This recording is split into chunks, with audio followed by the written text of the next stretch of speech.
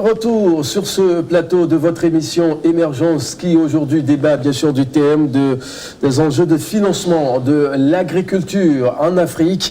Et comme invité sur ce plateau, M.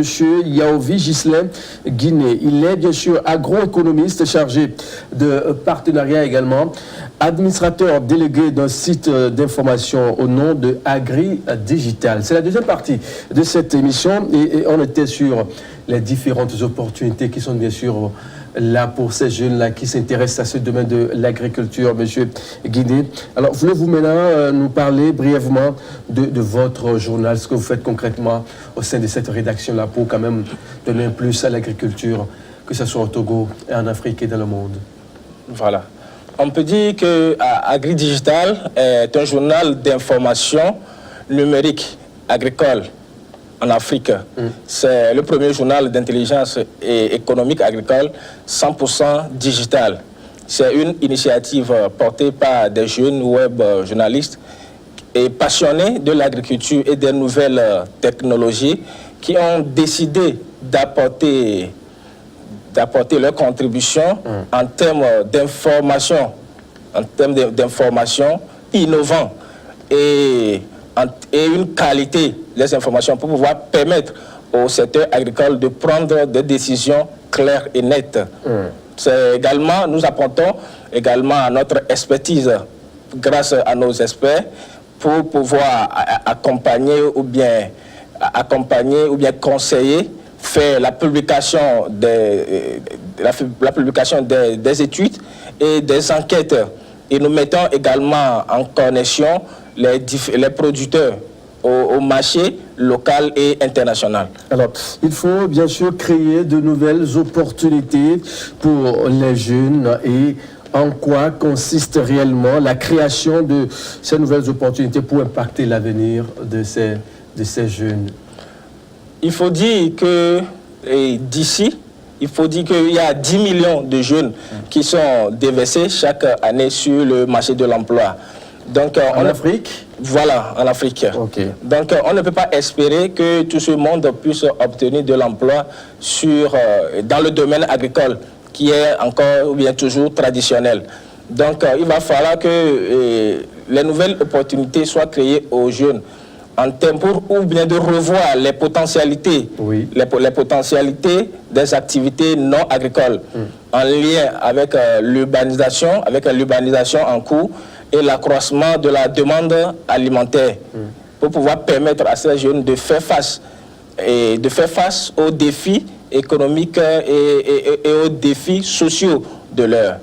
Alors, en quoi la création de ces nouvelles occasions, opportunités peut aider ces jeunes-là à y arriver? Voilà ce que vous nous donnez comme précision. Maintenant, on constate aujourd'hui quand même que ces jeunes-là sont de plus en plus isolés en matière de demande d'emploi auprès des sociétés. C'est là à quoi cela est dû concrètement? Parce qu'il n'y a pas une formation aussi conséquente où on est toujours réticent parce qu'il y a toujours un souci au niveau des formateurs. Oui, il y a des formations, des écoles de formation qui sont un peu partout dans la ville au Togo, on constate. Mais on peut dire que ces jeunes sont isolés. Donc, à quoi est dû cet isolement? On peut dire que cet isolement est souvent lié à l'instabilité politique. L'instabilité politique, les défis liés au marché de l'emploi et un accès limité des jeunes à la participation politique et civique, par exemple. Voilà. Alors, mais on sait que le Togo n'est pas quand même en guerre. Il y a des jeunes qui sont là, qui ont des formations, qui peuvent toutefois essayer de vendre ces formations sur le monde des emplois aujourd'hui. C'est parce qu'il y a par moment de petits fifi et puis ils sont réticents. Oui, il va falloir que les jeunes soient insérés ou bien les jeunes prennent part à des instances de décision, par exemple, pour pouvoir leur permettre de s'évanouir. Quand on parle de l'instabilité politique ou bien l'accès ou bien la participation limitée des jeunes aux décisions, aux prises de décision, ça veut dire que les jeunes ne sont pas impliqués. C'est pas parce qu'ils n'ont pas l'information, peut-être? Oui, ils n'ont pas l'information, je ne pense pas. C'est c'est plutôt, ils sont exclus. Bon nombre de jeunes ne savent pas qu'ils ont des formations, peut-être dans le domaine agricole, ne savent pas qu'il y a des moyens qui pouvaient toutefois les amener à avoir de petits financements aujourd'hui. Bon nombre de ces jeunes-là qui n'ont pas cette information. On croit toujours qu'il faut se décarcasser avec sa houe et sa machette pour quand même faire un vaste champ de coton quelque part vers Noche et ses consorts. Non, on peut dire qu'il y a bon nombre de jeunes qui sont très informés. Ils sont très informés d'elle. Ils ont la bonne information? Ils ont la bonne information, mais ils ne sont pas... Ils ont un accès limité à la participation, ou bien à la participation de grandes décisions. Il y a les jeunes qui sont exclus, qui sont exclus de ce domaine. Voilà. Ils sont exclus carrément de ce domaine. Carrément de ce domaine. Voilà, les barrières qui les mettent de côté là, est-ce que c'est au niveau des décideurs publics? Non. Oui. Les barrières, c'est au niveau des décideurs publics. Il y a au niveau des décideurs, parce qu'ils ne veulent pas que ces jeunes soient impliqués dans les institutions, dans les instances de décision. Ils ne sont pas impliqués, voilà. Voilà. On sait aujourd'hui que la baisse de la production agricole, que ce soit au Togo, au Bénin, en Côte d'Ivoire, au Niger, inquiète la CEDEAO. La CEDEAO, qui est bien sûr la communauté des États de l'Afrique de l'Ouest, qui est toujours inquiète de cette situation. À quoi est dû ce phénomène de baisse de la production agricole? Parce qu'on présage que d'ici peu, il y aura la famine qui peut-être peut frapper certains pays de la sous-région. Voilà. Le phénomène de baisse de la productivité était également au menu des discussions de la 53e conférence des chefs d'État et de gouvernement réunis à Lomé le 31 juillet dernier passé. Donc, ils ont constaté, ou bien les experts de la CEDEAO ont constaté que d'ici fin cette année, il y aura 10 millions de personnes qui seront touchées par la famine en Afrique et dans le Sahel. Donc, cet état de fait, ou bien ce phénomène est dû à la forte détérioration, de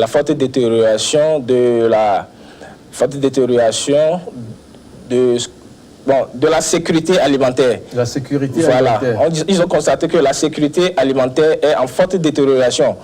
Voilà. Donc, pourquoi? Parce que les pays ne produisent plus, ou bien on ne conserve pas bien les produits cultivés? Oui, il n'y a pas assez de production. Il n'y a pas assez de production pour pouvoir nourrir toute la population, toute la population africaine et du Sahel. Donc, c'est cela qui est essentiellement dû à la baisse de la production des pays dans les pays de la CEDEAO. Et quelles sont les dispositions qui ont été prises, les mesures, sinon les solutions préconisées pour quand même freiner, sinon arrêter, empêcher ce phénomène très alarmant d'ici peu? Oui, il s'était convenu, ou bien les mesures ont été prises, et notamment sur le plan régional par la CEDEAO, en ce qui concerne que la CEDEAO doit mettre à disposition de ces différents pays qui sont touchés par cette crise alimentaire, par cette faim, des denrées alimentaires dans ces pays, pour pouvoir leur permettre de reconstituer le stock alimentaire qui était prévu dans le plan. On a vu certains pays quand même de la sous-région qui ont vendu des denrées céréalières à d'autres pays. Entre-temps, il y avait quand même un surplus. Est-ce que ces pays n'ont plus bien produit ces produits qui sont bien sûr vendus par le truchement de la FAO? Oui, il y a des produits, comme vous venez de le dire, ce n'est pas tous les pays de la CEDEAO qui sont touchés par cette famine. Il y a par exemple le Cap-Vert, le Niger, le Sénégal. Ce sont des pays qui sont essentiellement touchés par cette baisse de production. Voilà. Donc, on peut dire qu'ils n'ont pas assez produit, ou bien il en manque des moyens de production pour pouvoir permettre à leur stock de s'autosuffire, de suffire d'abord la population et ensuite exporter des produits vers l'extérieur. Alors, donc, nous dirons qu'il faut que ça change, que ça suffit comme ça. Et quel phénomène le secteur agricole est-il confronté aujourd'hui, bien sûr, pour importer de si grandes quantités de produits alimentaires? Quels sont les défis, les difficultés, en fait, qui sont bien sûr là, qui freinent toujours l'importation en grande quantité de ces produits-là? Oui, on peut dire que l'importation des produits alimentaires aggrave davantage le déficit structurel de la balance commerciale. Donc, c'est dit qu'il y a une question, c'est de produire. Et si on produit, il faut qu'il y ait la qualité. Voilà. Le marché est essentiellement lié à un problème de qualité et il ne suffit pas seulement de produire, mais il faut associer à la production la qualité pour que les produits aient une bonne visibilité sur le marché. Donc il y a un problème de production d'abord et un problème de la qualité pour pouvoir permettre à ces produits agricoles. Aussi la conservation, hein, on n'arrive pas à bien conserver quand même. Hein. Tout à fait. C'est une chaîne de valeur et il faudra aussi qu'il y ait une bonne conservation de ces produits. Et ce sont les problèmes majeurs que le secteur agricole est confronté de nos jours. Puisqu'on tend vers la fin de cette émission, l'avant-dernière question, peut-être bien la dernière question avant votre mot de fin, quelle stratégie de positionnement doit-on adopter pour baisser l'importation? Oui, il faut que notre pays mène ou bien adopte des stratégies commerciales. Commerciales, c'est-à-dire voilà. C'est-à-dire, il faut que les Togolais considèrent d'abord nos produits locaux. Made in Togo, consommer local. Consommer nos produits locaux, les produits localement, les produits locaux au Togo. Et ensuite, on peut dire que les produits qui viennent de l'extérieur peuvent être ajoutés comme ajustement. Donc, on ne peut pas s'en passer de ne pas consommer nos produits. Donc, il va falloir, c'est ce que je voudrais dire en termes de stratégie commerciale. Il faut qu'il y ait une politique qui soit mise en place pour que les Togolais consomment d'abord les produits made in Togo. Parce qu'il y a toujours un constat qui est fait que de nos jours, il y a bon nombre de personnes, bien bon nombre de citoyens qui ne considèrent pas les produits locaux. Voilà. Ils sont toujours tentés ou bien ils ont toujours la tendance de consommer des produits venus de l'extérieur. Voilà. Donc, je pense que le pays doit avoir des stratégies commerciales, comme je venais de le dire tantôt, pour pouvoir permettre à ces producteurs d'avoir de quoi satisfaire et avoir les moyens nécessaires pour pouvoir continuer à produire localement. Est-ce que ce n'est pas une question de mentalité? Les gens ne sont pas habitués à prendre ces produits. Tout ce qui vient d'ailleurs là est meilleur. Oui, c'est une question de mentalité, tout à fait. Donc, c'est ce que je voudrais dire, qu'il faut qu'il y ait une sensibilisation. Une sensibilisation doit être faite dans tout le pays pour pouvoir dire aux Togolais que tout ce qui vient de l'extérieur n'est pas forcément de bonne qualité.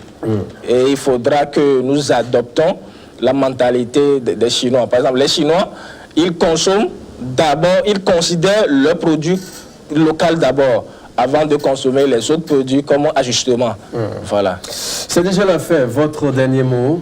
Oui, je voudrais remercier vous d'abord, monsieur Gaillet, qui nous a accepté pour que nous partagions notre expérience, notre petite expérience en matière de financement de l'agriculture. Et je voudrais également dire un coucou à monsieur le directeur général de AgriDigital, monsieur Yohannes Akoli, qui a permis que notre modeste personne soit ici sur ce plateau pour pouvoir discuter de cette thématique et parler de AgriDigital. Monsieur, c'est ainsi que se referme cette émission appelée Émergence sur votre antenne info de groupe New World. Nous vous disons merci pour votre fidélité légendaire. On se dit à très vite.